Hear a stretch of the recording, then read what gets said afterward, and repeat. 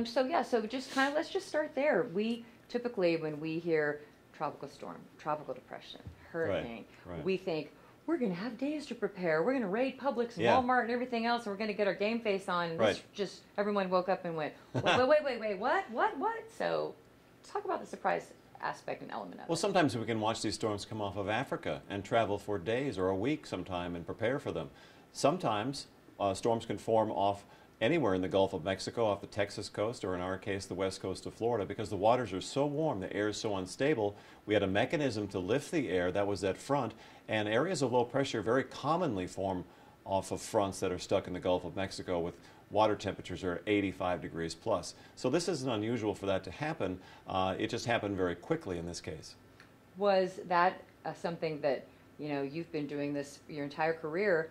Were you surprised at the fact that I mean, I know you guys were watching it all night, but even Right. people who watch it, were you surprised by what you saw form? In 35 years, I have seen some extremely strange things in the tropics, so really nothing surprises me.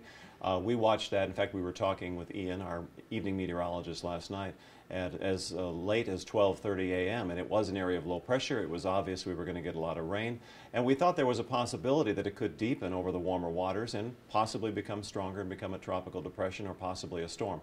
We knew there was a possibility. We just knew there'd be a lot of rain one way or the other.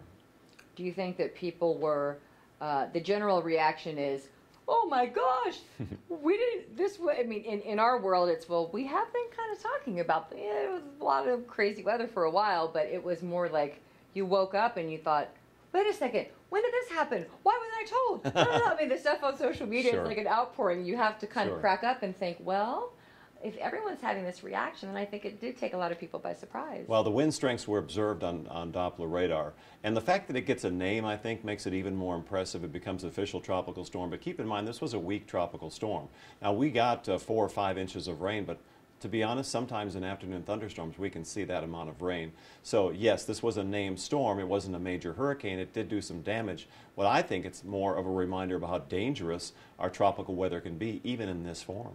Yeah, what does this remind all of us, even us Floridians who are natives or who have been here for quite a while? It doesn't take a major hurricane to really mess up our lives, to give us a lot of flooding, to cause damage, to knock down trees.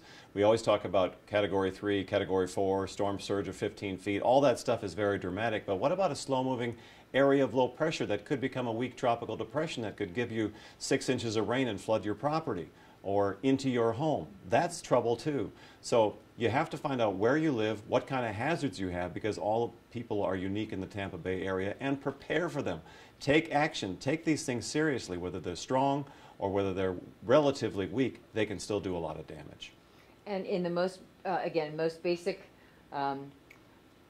non-scientific form that you can possibly relate to us, what is going on in the Gulf right now and in the atmosphere that is just making this perfect storm happen? I know the water is warm, but what's happening in the air that combines with that to really create some squirreliness on our coast? Well, we had that cold front that came down.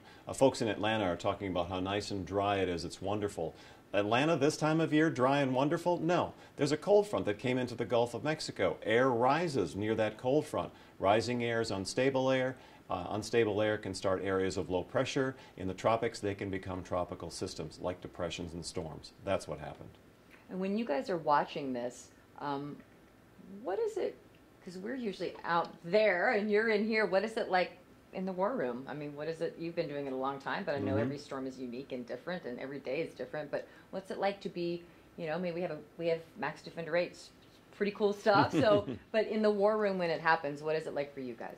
For us to sit and watch this, it's amazing. We know these things can happen, but to actually see them happen and form, it's amazing to us. We study this stuff, but to see it come to life, to see the atmosphere with so much energy, to want to release this energy, to become a tropical system so quickly, we're amazed by it. And then we got to see, how do we communicate this to our viewers to try to keep them safe, to try to keep them informed. It's very complicated, but we are amazed by it scientifically. We just don't like the effects, the negative effects it causes on our population.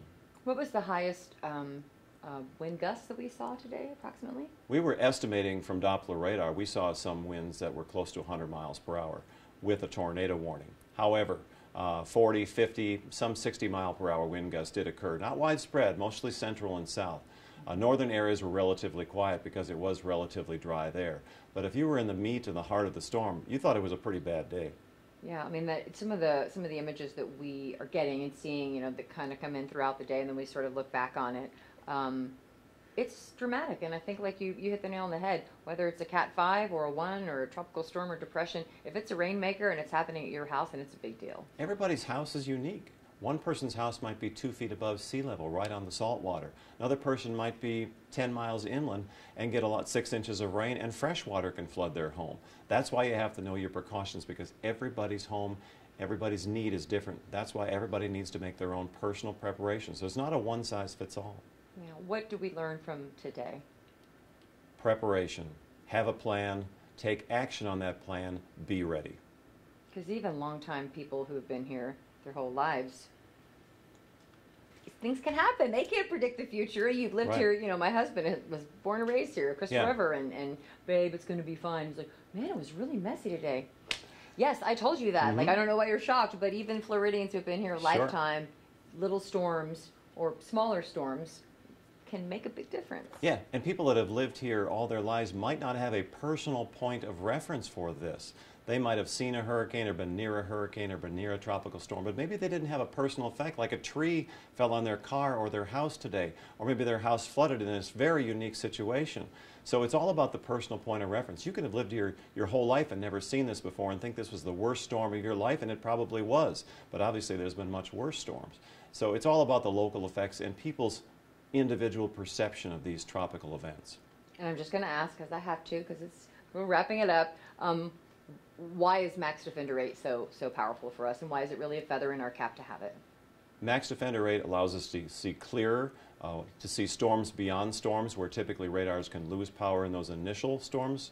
It also allows us to see farther, and it allows us to see faster. So clearer, farther, faster. We're excited to have it. It's Sband technology.